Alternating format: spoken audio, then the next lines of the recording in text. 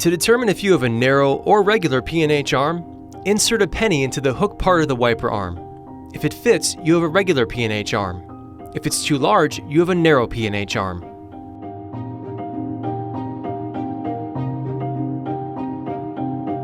Here's how to install a Rain-X Silicone AdvantEdge blade on a narrow P&H arm. Locate the buttons on both sides of the adapter.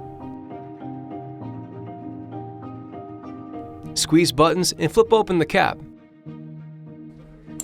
Next, to remove the adapter cover, hold the wiper blade with one hand and remove the adapter cover with the other. Close the cap until it locks into place with a click. You're now ready to install the blade. After you've removed the old wiper blade, make sure the wiper arm is in the up position. Turn the blade perpendicular to the wiper arm.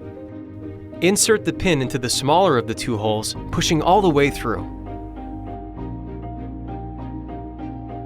Rotate the blade down until it locks into place. Tug on the blade to make sure it's properly fastened. Remove the yellow plastic squeegee cover and lower the arm gently onto the windshield. Installation is complete. You're ready to outsmart the elements with Rain-X Silicone AdvantEdge.